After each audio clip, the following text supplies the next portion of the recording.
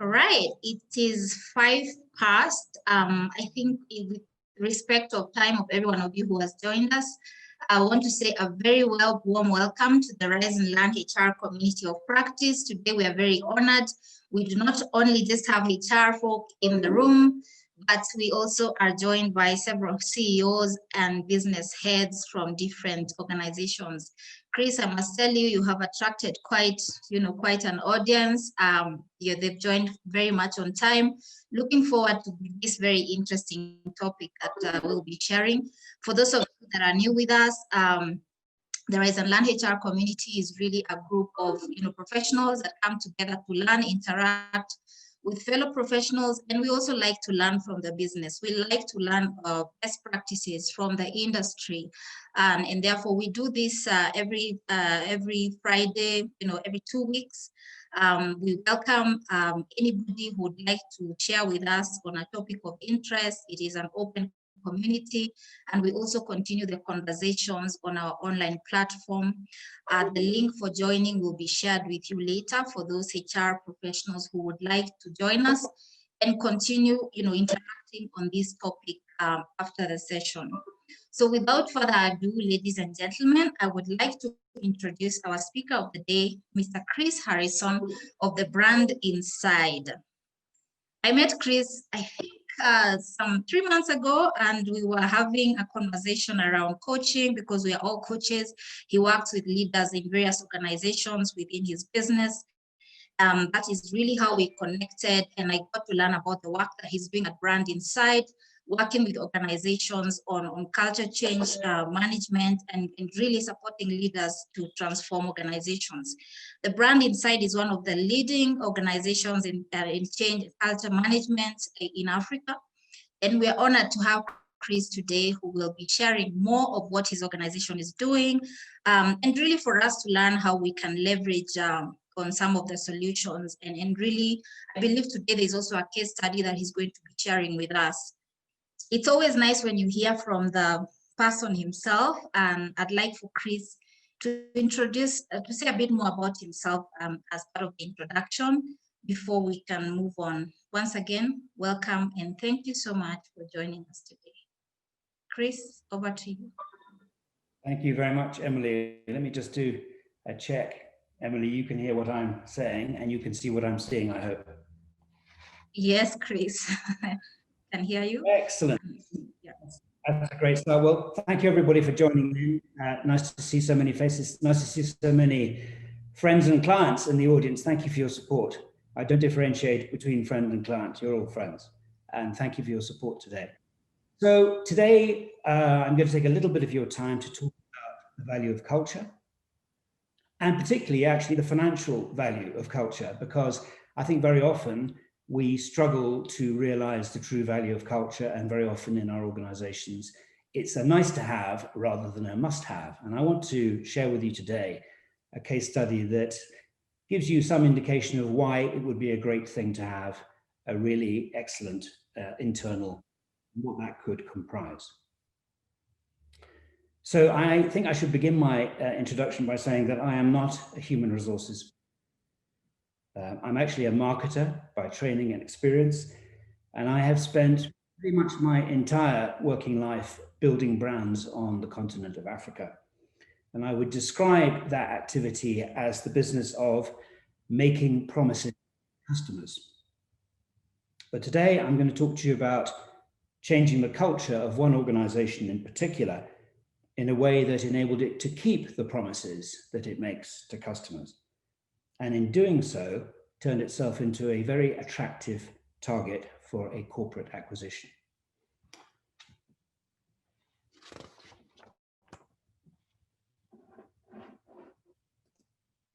So that company, some of you may have heard of it, is an organization called DPO Group, which is now Africa's largest secure online payments provider. And joining me on the call, I'm delighted to say today, is my client. Where is she? Agnes. So Agnes Mwathi, DPO's head of talent for the whole of Africa. Agnes is giving us a wave. Thank you very much indeed. Agnes is my client. She and I have walked this journey together. And I thought at the end, when we have Q&A, it would be good for you to ask her whether what I am saying was true or not. So a little bit of background first on our consultancy business, because there's no such thing as a free lunchtime talk. In 2013, I decided to change my focus from helping brands to make promises to helping brands and companies to deliver on the promises that they make, and to do this by transforming company cultures for the better. And as consumers, we're all consumers, I'm sure you know how frequently organizational brands disappoint us. And generally this happens when you engage with their staff. 20 years ago in the UK, former colleagues of mine, and one of them's on the call today, Mike, created a culture change consultancy. Now, like me, they were commercial people. They were interested in creating cultures that aligned staff behavior to the delivery of the brand promise. And they were prepared to be judged on commercial measures and not just improvements in staff engagement. They also had a very cool and descriptive name, the brand inside, and a very positive color. So in 2013, I managed to persuade them to let me open up their business here in Africa. So the core offering of the brand inside is a process we call the transformation program, or for those of you who like acronyms, the CTP. And this is a medium to long-term business coaching intervention, which improves business performance by aligning the efforts of leadership, management, and employees. I say business performance, but in my view, a CTP could transform the success of any collaborative group, whether for profit or non-profit. And indeed, over the last 7 years, as you can see here, we've worked in tourism, agriculture, manufacturing, retail, financial services, logistics, mobile telephony. Our focus from here in Nairobi is, of course, the continent of Africa. And over the last 7 years, we've actually been retained to transform the culture of companies across the continent in Southern and Eastern Africa. And we're just about, remotely, to begin a culture change program in Algeria with their biggest mobile telephony brand there. So in reaching across our great continent, we're now becoming attuned to the impact that Africa's national cultures and regional cultures also have on corporate culture. And we're putting our learnings to good use. But here's two positive ones that I can share. The first one is that you may be surprised or not to hear that we encounter very little employee cynicism as we intervene in the lives of companies. Some of my colleagues, Mike may be amongst them, will say that in other markets west of here, sometimes employee cynicism produces a great deal of inertia on change programs. But here in Africa, we generally find that our employees are very interested in learning, but much more importantly, they're interested in having their voice heard. And where they have got good ideas, they're interested in those ideas being put into action for the good of the business. So that's the introduction to the brand inside. So my agenda today is the following. First of all, I'm going to overall tell you about the culture transformation that we created inside DPO Group and the benefits that accrued. I'll take you through some of the diagnostic work we conducted to begin with, and I'll explain how we structured the culture transformation program. I'll give you an idea of the breadth and depth of the many interventions we've created inside DPO in that period of time. And then, as I'm sure you would expect, I'll talk about metrics on program impact. Finally, I'm going to end up by showing you a short testimonial film, which the management and employees of DPO Group have used to talk about the culture that they have built together. And after that, we'll open the floor for Q&A. So we have a chat function. As I'm talking, please begin to pop up questions or comments on the chat. And Agnes and I will double head at the end and see how best we can answer your questions. So with that introduction, I think we might dive in. So this is the story about something called a secure online payments business. The closest analogy I can give you globally would be a PayPal. And this is DPO Group. It's headquartered here in Nairobi, but it now operates across 19 African markets and employs around 300 staff. And over the past 2 years, it's actually bought out its two biggest competitors in the South African market from here in Nairobi. So not only has it been very good at organic growth, it has pursued a very aggressive acquisition strategy. In fact, now I think about it, 1, 2, 3, they've actually acquired 5 companies in that time, and most of them in the South African market. So, of course, having a number of South African companies join the overall group has, of course, produced some interesting impacts on the culture change program, but maybe we can discuss that a little bit later on. Now, the great news, of course, here is that in July this year, in the middle of this dreadful COVID pandemic that seems to be holding us all back, DPO actually managed to sell itself to Network International, who are the leading payments, secure payments brand in the Middle East, and they netted an impressive sum of $288 million, which is not bad going for a 13-year-old Kenyan-founded company, I think you will agree. And the great thing is that both parties attest to the value of DPO's positive company culture and the value that brought to the deal negotiations. And indeed, now that the integration team from Network International has arrived here in Africa, we're very pleased and relieved to see that they see that the reality of working with DPO is meeting the promises that were made during the negotiations. So that's tremendous. But back in 2016, DPO was a very different company. It even had a different name. It was called 3D Direct Pay. Some of you may have heard of it then. It employed only 30 staff and it only operated in 2 markets, Kenya and Tanzania, because its initial positioning was as a payments facilitator for the travel and tourism industry. The company was very much a high-pressure fintech startup. And one of the senior members of the team felt that it might have some organizational culture issues. So he was kind enough to introduce us to the senior team there.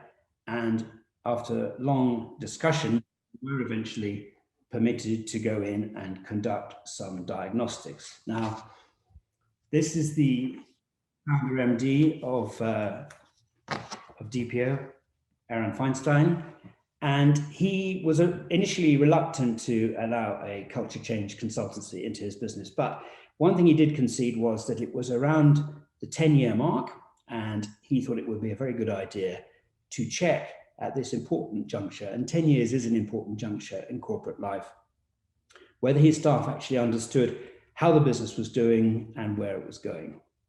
He was actually quite confident that they would, because he regularly took time to give them very detailed briefings on business performance, as many CEOs do. So just before Christmas 2016, we began our diagnostic work and we gathered all the staff together without their managers to conduct a diagnostic session that we call Design Cafe. And that's where we facilitate discussions on a number of topics that are relevant to the business to find out what people don't understand, what people think is working really well, but also what they think isn't working. And where we come across issues in these sessions, and you can see some issues there on the left-hand side of the screen, we challenge the staff in the room to begin to design some solutions to those problems. Hence the name Design Cafe. It's a very useful diagnostic, and it begins the process of building buy-in for culture change and creating a sense of ownership before the program starts. Well, what we discovered in December 2016 was actually that no one in the company actually knew what the business was doing, how well it was doing, who its competitors were, whether its customers were happy, or indeed whether the company would actually open its doors for business the following morning. So something was clearly wrong. And I think that this verbatim quote which is very powerful, I think, which came from that session, gave us a clue as to what was wrong with the culture of 3G direct pay as it was at the time. And I wonder if a quote like this strikes any chords with any of you. I'll read it to you. I come to work at 7 a.m. I leave after 8 p.m. and I cannot account for how I have spent my day. It's an extraordinary thing to say. So what we discovered actually was a corporate culture in which employees were afraid. They were afraid of the noise and the aggression that typifies many startup cultures, particularly in the tech world. They were afraid of pressure, they were afraid to fail, and therefore they were afraid to contribute openly to the growth of the business. And you'll imagine that's a very crippling factor, because these businesses, fintech, startups, really depend on innovation from everybody there. So that gave us a little bit of an insight into what the problem was. And, you know, I have to tell you that although DPO has a very, very nice modern open plan office and everybody carries an Apple laptop, and on the face of things at the time, everything was rosy, and it looked like a great place to work, especially for aspirational young Kenyans. If the work environment isn't safe, and I mean predominantly psychologically safe, then your employees act like this rabbit in the picture. They are waiting for the predator to strike. And that means that the part of the brain that they need to use for thinking, which is the bit you need, is closed down. And the part of the brain that they are using is the survival part, the primitive survival part of the brain, watching what's happening in the office, waiting for the next threat to come up.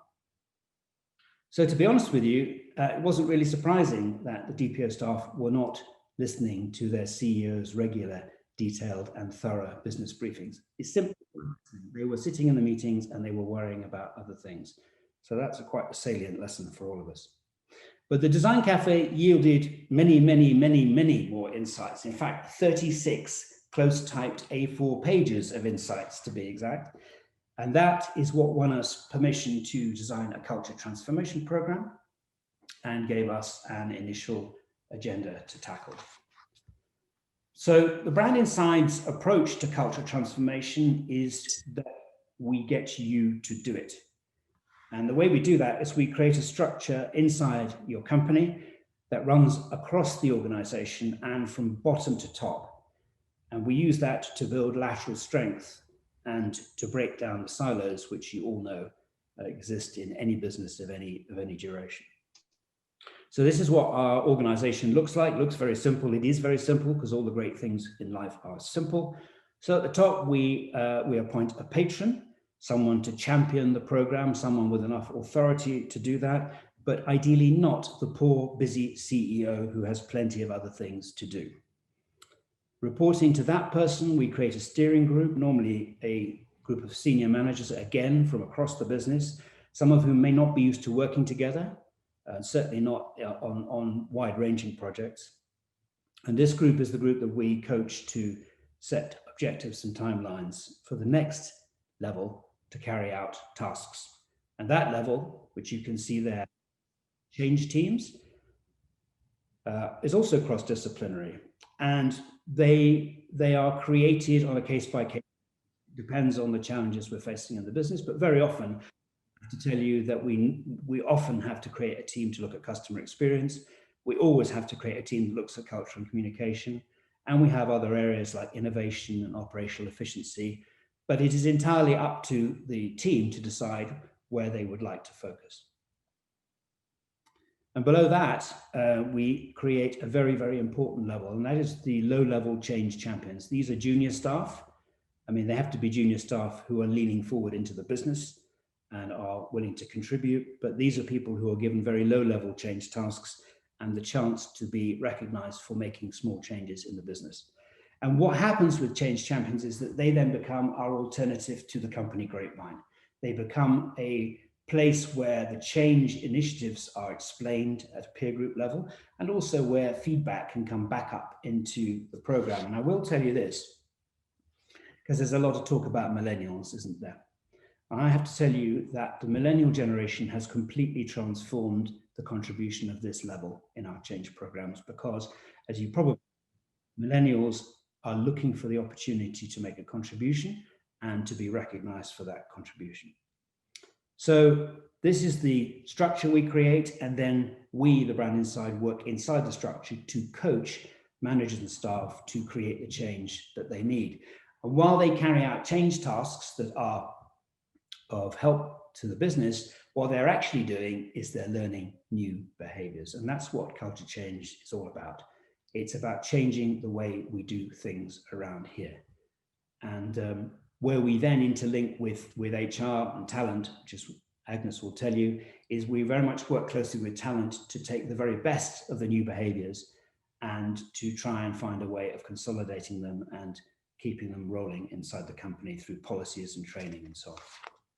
So let's have a look at the program itself. So DPO staff voted to christen their change program #The Edge, because they wanted something that would make their company more successful, more competitive, that would literally sharpen the edge, the cutting edge of the business. And as I said at the beginning of my talk, at the Brand Inside, we like to set commercial objectives, and we debated and set a very big commercial objective for this program.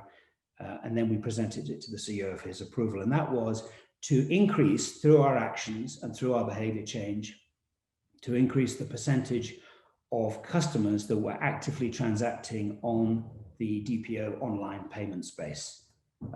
And there were definitions for actively transacting. And at the time we started the program, the percentage of actively transacting customers, or merchants as DPO calls them, was only around 40%. And so we wanted to get that above 60%, and we thought that that was a bold target and we could work towards that. So I have to tell you that over the past 4 years, we've actually made 87 different tailor-made interventions into the culture of the DPO group. Could we have predicted this at the outset? No, we couldn't. And it's partly because culture change, it's a little bit like being a doctor. You treat the first symptoms and then you begin to get into the underlying causes.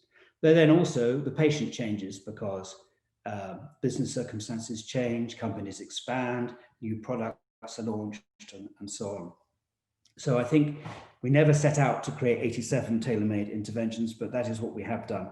And we did this by bringing a senior coaching team to bear that's never been larger than 4 people, bringing expertise in executive and business coaching, online learning, and psychotherapy, which has been a very important part of our offering. And then when necessary, we have briefed and directed external trainers and other resources. We're not really a training company. But I must emphasize that the change that has happened in DPO has been the work of DPO employees. They have done it. We have coached and they have done it. And so far, the program has been conducted in 3 phases over the past 4 years. And the titles of those phases are fairly self-explanatory, but hygiene factors clearly was about addressing what we first discovered in the design cafe. Then in the second phase, we went for some commercial results. And in the third phase, we began to think about how could we corporatize this great company without losing the entrepreneurial spirit that had made it so good so far. So let me now, I'm not going to take you through 87 tailor-made interventions, but let me just take you through 1 or 2 to illustrate the kind of things we got up to. So in the first phase, which was very much about hygiene factors, our intention, as you remember, was to create a safe and engaged workplace. So we began a series of collaborative work streams to make the changes that we needed. And in staff engagement, we began to humanize the organization. And we did this in a number of ways, which you may find strange. But the first thing is we made sure that everybody had a very flattering photograph taken that reflected their character. This is one of Agnes's. I think Agnes's has changed again, but this was one of Agnes's early photographic e-signatures, top left of the screen. The point of this is, you know, if you're sending emails, it would be quite nice to put your face to a name. And I have to tell you, not only did other staff enjoy this, but customers quite like this as well, particularly as they were dealing with a tech business. So e-signatures was one little initiative.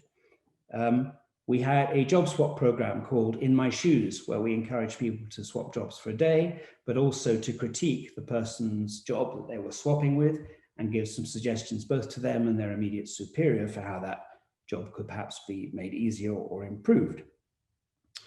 We launched a buddy-buddy system, which meant that anybody who joined the company was immediately paired with someone with more experience. And of course, the benefit of that is it accelerates the time it takes to make a new employee productive. And we began to build social cohesion by the simple expedient of encouraging people to lunch together and easier and making that more enjoyable. Sounds like a simple thing, but I'm sure many of you know that the root of the word company is actually from the Latin, two words which mean eat bread, because a company was originally an organization where people sat down to eat bread together. So I think that's a very fundamental social cohesion.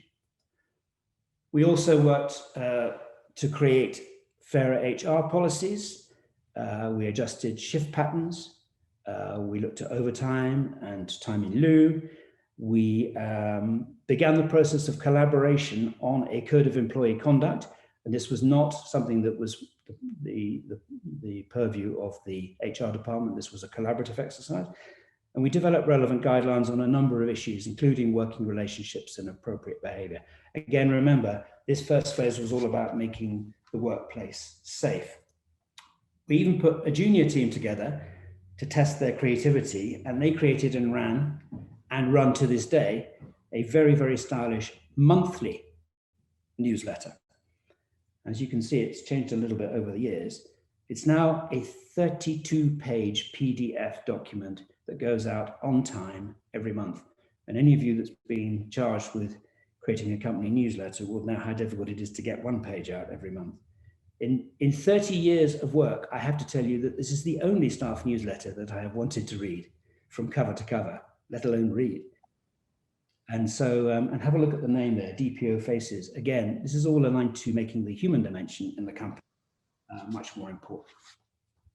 Probably the most powerful work stream we created in this first phase, which has continued to this day, was a focus on staff wellness.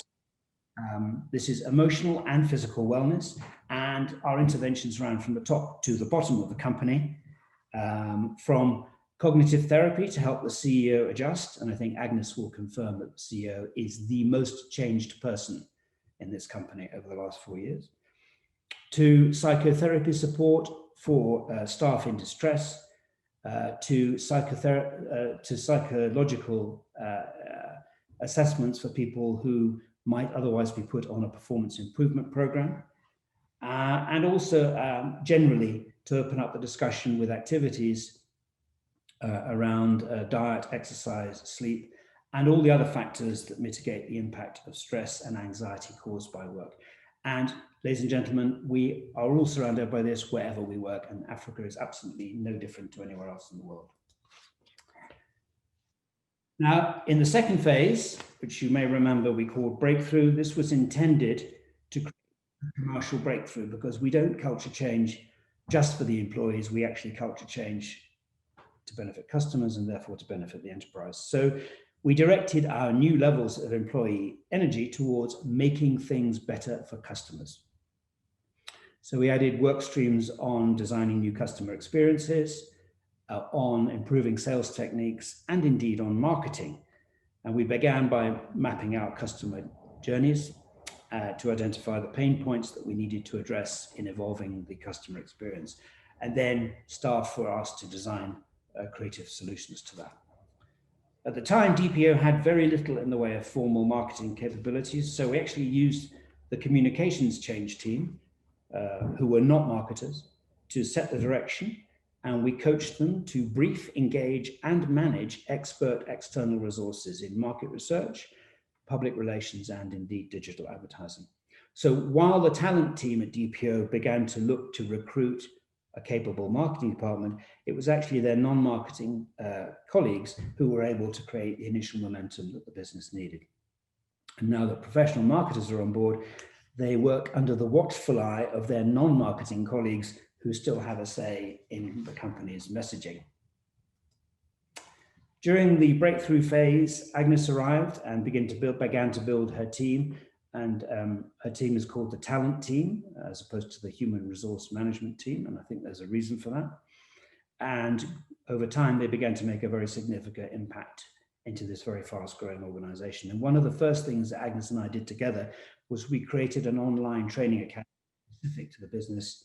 And we wrote bespoke training content to begin to support the changes that were being made in the company. So this is an online, private online space, and access is controlled by HR, and people are encouraged to learn, go on to onboarding programs, and then go on to skills programs, and then to be refreshed on a periodic basis. So we were consolidating the knowledge, and we were consolidating the new skills that we were building inside the company on an online platform. The third phase of the business was about corporatization. So as we entered phase 3, we now had a company that was safer for employees to work in and more satisfying for customers to do business with. But this is an extremely fast growing business. So in the period I've just covered, the company had expanded from 2 to 19 countries in Africa, and from 30 to more than 300 staff. So it's an extremely dynamic environment. And in that environment, lots of things are changing all the time, and it's very easy for people to get lost, and indeed for whole areas of the business to lose its way. So we began to add work streams to build corporate structure and resilience. For example, from all of those behaviors that we'd seen emerging from our change activities, we decided to codify a value set for the company. And there it is in the blue triangle there on the left. And then more importantly than just having values, to create a series of behaviors that people can actually understand and put to use in their daily work. So that was one area that we began to use to corporatize. Then we did quite a lot of work on corporate strategy. We have a process we call business purpose, which helps really any organization to define what it is trying to do and how it intends to win. And it does so by answering these 5 very simple questions on the screen, but this is a big collaborative workshop exercise. And what we tend to do is we start at enterprise level, but then if we've got a big company, as we did have in the case of DPO, we then move down a level and go into divisions, and we challenge divisional leaders and divisional teams set winning ambitions for the business, to decide where they're going to play, how they're going to win, and therefore to be able to plan for the capabilities and systems that they need to put in place to make that actually happen. So you can see beginning to build the building blocks of a sustainable organization there. We did an awful lot of work with the L1, the executive team, in this period, and we continue to do that because it's very important that the leadership behaviors of the top level in the company are united. As we like to say, when the parents are arguing, the children are crying. So we need to make sure that our leaders are united and aligned, and that their divisions fit together smoothly. And we also spent a great deal of time with this level. This is the second level of management, senior managers. They're all over the continent of Africa, but these are the people who are responsible for the smooth day-to-day operations of the company. So if they're not carrying that load and taking that responsibility seriously on a day-to-day basis, then the leaders will not have time to think about where the company is going next. So in order to help this very diverse, and to turn them into an effective collaborative cohort, we actually wrote a 6-month tailor-made development program for them, based around the values and the behaviors of the DPO group. And this also helped us to identify, as you can imagine, candidates for future leadership positions. So that's been a bit of a gallop, but I promise not to show you 87 different tailor-made interventions. But I hope that it's given you an idea of the breadth of scope that a sustained culture transformation program can tackle inside a company. And it's lots of things that senior management do not have the time to tackle. And even if they did, they wouldn't tackle it very well because they're trying to do it top down and they're under an enormous amount of time pressure. I should tell you that #TheEdge, our change program, is now entering its 5th year and 4th phase, which is, of course, now about effective integration with its new owner, Network International. And we have christened this phase Fit for Future Purpose. But what about impact? So let me take you back to the commercial metric that we set at the beginning of the program to increase actively participating customers to 60% of the customer base from 40. Well, I checked last month and we are running at 67% now. So there has been a very significant improvement in engagement with customers. And this, may I say, at a time over which the customer base has grown exponentially, because of course we've gone to 19 countries and we have been selling every single day. So that's not 67% of the original customer base, that is 67% of the current customer base. So everyone there, I think, is quite happy with that as a commercial metric, and I have no doubt that that had a part to play in the acquisition process and the price that was commanded by that. But what about staff engagement? Because I know a lot of people on the call are HR professionals, and I know that you're very interested in the science of building greater staff engagement, and no more so than you would be at this terrible time when we are struggling to hold our companies and organizations together. So let me tell you that we have diligently measured staff engagement in DPO Group every year in a survey, an online survey that has 30 dimensions, and also, more importantly, gives staff the ability to comment freely by answering 6 open questions. And it's the answers to the open questions like, what are we doing wrong? Or what could we be doing better? It's the answers to those questions that actually are the ones that really inform culture change programs. And we conduct the survey in a way that it is anonymous. The most we expect people to say is which department they're in and which country they come from. And every year has seen an improvement. And in 2019, by 2019, we were actually able to begin benchmarking DPO staff engagement against international measures. So this here is a comparative graph American companies who participate in the Society for HR Managers Job Satisfaction Survey, and this is the blue are American companies, and the ratings on respectful treatment of employees, trust between employees and senior management, and relationship with immediate supervisor. As you can see, by the end of 2019, we were very pleased that the DPO staff felt they were exceeding these measures. Here's an even bigger study. This is Aon's trends in global employee engagement. So it really is a very, very big comparative study. It captures over 8 million responses from 1,000 companies worldwide. And here on 2 measures, the blue measure, say positive things about the company to people outside the company and feel motivated to do my best. As you can see, DPO exceeds international norms, which is, again, a remarkable testament to the efforts of that workforce. In 2020, in fact, 6 weeks ago, we just completed our latest staff engagement study across the continent, our biggest to date, because of course we've got many, many more people. And we decided to do it in the middle of COVID, when an awful lot of people are kind of going, do you know what? I don't think we'll measure staff engagement this year. Well, we said, well, why would you not do that? Because really, in a time of crisis, that's when you really want to know what your employee base feels. And this survey was conducted after staff at DPO had endured 6 months of compulsory leave, salary cuts, remote working, and the uncertainty of the forthcoming deal with Network International. So in spite of this, as you can see here, the study reveals that staff engagement did not decline. Rather, it continued on the trajectory that it had been over the past 3 years. And we're very proud to say that as we stand right now, even in the midst of the pandemic, 90% of staff at DPO across 19 countries in Africa are extremely proud to work for the company. And that is up 5% on a normal year. So as I draw to a close, I hope I've given you quite a strong rational impression of the potential of culture transformation.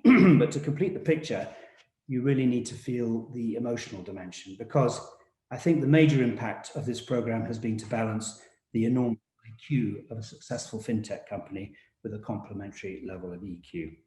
So in order to do that, I'm going to hand over to the people who are best able to do that and play you a short testimonial film.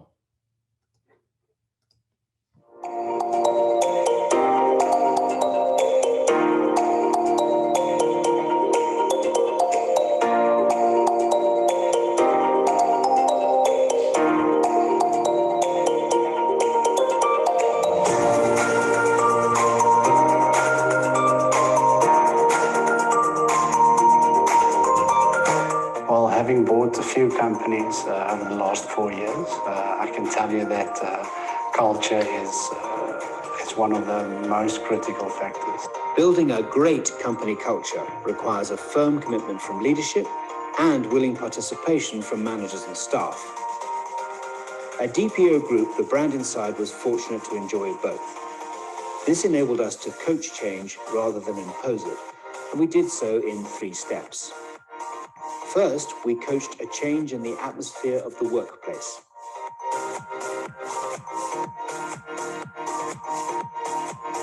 I remember then we were few, like quarter of what we are right now. And then the company was chaotic. There was a lot going on and people were angry about stuff. And that's when the journey of the brand inside. There was a bit of fear with staff. When I got in, I would see staff fear to express themselves. So our CEO today and the CEO before, the brand insider, 2 completely different people. Iran has become more approachable. We also were able to understand where he comes from. So the brand inside has helped us develop a culture that's built or driven by our 4 core values. That's responsibility, innovation, leadership, and discretion. The value that I know has become big in every one of us, in every one of my colleagues, is definitely responsibility, for sure. Discretion means trust, and especially in our line of business, where we are in the financial and payment space. The DPO Group is now a place where collaboration and creativity thrive. We had a great culture change, a more friendly environment. Team members are more open. Yeah, they are at free will to share ideas, and builds up to one of our key pillars, innovation.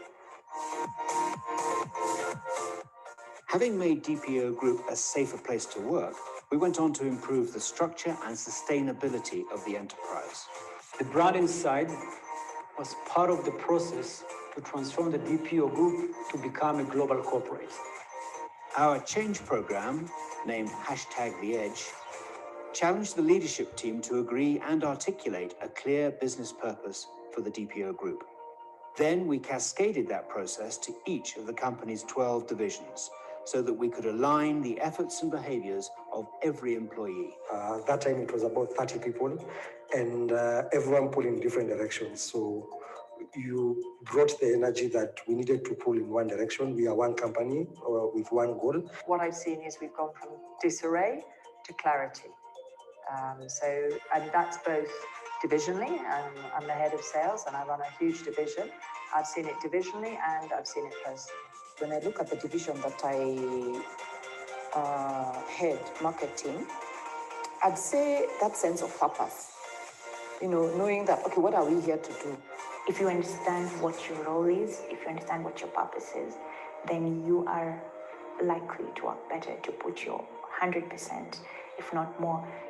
Then the real work began as every member of the DPO Group strove to build a new company culture.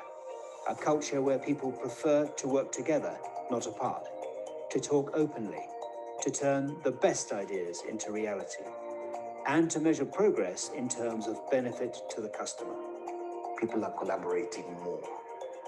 And it came from the realization that all of us have little bits of information, of knowledge, that if we share, it means we grow together. Basically, communication is much better from the hierarchy up, going down, then going up. And I'd actually say this 4 years down the line, there's a huge difference as to how we used to manage our merchants and now. Every time I'm speaking on the phone, for example, I remember that everything I say portrays DPO to the outside world. So all these things I do remind me always of the brand inside and how I portray it outside. So at this moment of celebration, we asked the people who collaborated to transform the culture at DPO Group one simple question. A listening ear, a shoulder, I think from a sort of exec perspective, I think has been priceless.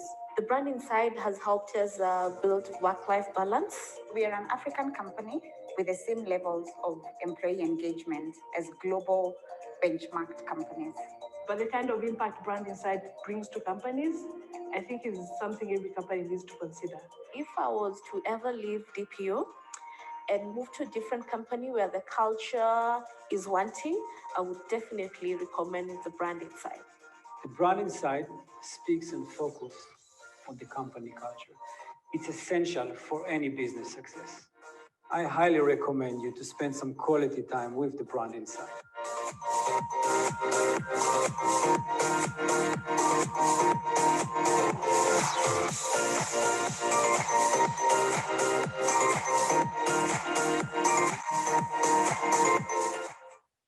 I think that was an excellent presentation. As Chris is muting that, maybe Agnes, you would like to address some of the questions? Sure, Emily, thank you very much. I think I'll go to the first question, and this was Wellington. And his question was on the structure of the working teams. The patron is not necessarily the CEO. What informs the patron's choice? Any leads for learning? I think I have two things to say about this. One is that the patron that you pick has to be senior enough to understand the overall business strategy, because the reason why a lot of organizations shy away from cultural interventions is because they sort of run in a different direction to where the business is going. So if you have someone who's senior enough and they'll be able to link the interventions, as much as we are dealing with cultural interventions, how do they help us achieve or address the outright business strategy? So that would be one. And then two, it needs to be someone who's senior enough to articulate what is needed by the business from a cultural transformation perspective to the CEO, because then you don't want to have a patron who will crumble or hide when the CEO is asking tough questions, because then some of these programs will require one-time resources. So it needs to be someone who's senior enough to be able to say, look, this is why we are doing this, and this is how it will link to the overall business strategy. A learning tip from myself is that it definitely cannot be the CEO, because it's something that we tried and tested and it didn't work very well, or it worked for a very short period of time, because the CEO is a busy man. He travels all the time. So we need someone who will be here, dedicated as much as they're doing their day-to-day work, they would also be able to dedicate their time to being the patron to the culture change program. Yeah, great answer, Agnes. Thank you. I agree. Obviously, I agree. Really, I think the patron needs to be the senior person who's going to get most out of the change program, and I think they should be an external facing person. My pick would be Chief Commercial Officer, normally. Right. Will you be taking the next ones, Agnes? Yeah, we have. Sorry? Would you like me to read them, or you can just follow? No, it's okay. Yeah, right. I'll read and I'll take what I can. Brenin has a question from the Design Cafe. At what point do you incorporate managers and leaders? You get to incorporate the managers and leaders once you've received the feedback and you've managed to box them, because then you don't want to give them the information, crumbled up or mixed up. You want to be able to box them into key areas of focus. One of the examples would be you box them around people, you box them around processes, etc. And then two reasons this works is, one, you create a structure around how you're going to address them. And then two, you also handle the areas of anonymity, because you don't want to share feedback as is. You want to sort of package it in a way that you are keeping the employees safe while still delivering, the feedback that the employees want to get to the leaders and the managers of the business. To build on that, if the business is big enough, you would have design cafes separate. Design cafes for different levels of management, because it's interesting to compare perceptions up and down the company. But in the case of DPO, It's a very small company when we started, so taking the manager out only meant taking out about 6 people. Shall I pick up one of them? Millennials. Daniel talked about how can we manage the expectation of millennials so that they adapt quickly in the company culture. Well, what we're all about is using millennials to change the company culture, because we find them to be tremendous contributors. I know they're difficult to manage, and I know they appear to be difficult to retain, but funnily enough, engaging them on things that change the company for the better is a very good way of keeping hold of them. And many of them have fresh perspectives that even people who are in their 30s might not consider. So we see them as, we're fans of millennials. Chris, we have Motua who's asking how in the new normal of remote working, how do organizations promote culture with the minimum of physical interaction? Well, we've had to do this year in a number of clients virtually or blended. I think the first thing I'm going to say is I don't personally believe the future of organizational life is remote. And anybody who thinks that is fooling themselves. What we've simply got to get through is the next period, however long that's going to be. For example, when I was in London last month, Google, who you would think is the company in the world, one of the companies most equipped to work remotely, has just doubled the size of its office rental in London because it's realized you cannot have collaboration. You cannot have social cohesion in a company, and it's difficult to promote innovation if people are sitting where we are now. So I think the future is always going to be blended, and there will be a future. There is already a future where we are carefully going back into the workplace, isn't there? Chris, we have something along the lines of the length of time a typical culture change program would take. And even as you take that, maybe you could also address how long it took for the organization to realize the change. So in our experience, I would say it depends on, funnily enough, it depends on how long established the company is. So it's taken us 4 years to get DPO, which at the time was a 10-year-old company, to where it is today. That's not necessarily typical. I wouldn't expect transformation to happen in anything less than 18 months. You'll see benefits, but not transformation. And we normally target to be able to exit from an intervention with a business within about 3 years, by which time, hopefully, we've coached sustainability. Of course, as I said earlier, the challenge or the wonderful thing about culture change is circumstances change. So actually by year 2 or year 3, you probably aren't dealing with the same issues that you were dealing with in year 1. But it's not an elastoplast. We cannot tidy up mess that has taken 30 years to accumulate in 6 months. All right, Florence, I'll take your question regarding the biggest pain point from top management. I think at the beginning, and it's because we had a lot of hygiene factors to deal with, there was the essence of it being too much work, where top managers were wondering, you hired me as the group head of marketing, why does this need me? But one thing we discovered very quickly with Chris is that if you do not let it, the flare die, it means that you involve, you link everything you're doing from a cultural perspective to everything you do on a day-to-day basis. So it could be in terms of policies, it could be in terms of how you do your meetings, it could be in terms in how you gather your teams. This way, then it's an ongoing thing and they get to witness the short-term successes. I think for us, celebrating success was also something that we learned to do at a very early stage, where instead of waiting for a whole year or waiting for 6 months to be able to look back and see what has the culture change been able to do, it's putting stop gaps. Either once a month we need to look back and do the assessment, and then that would always give them the confirmation that we are doing it right and we need to continue doing that.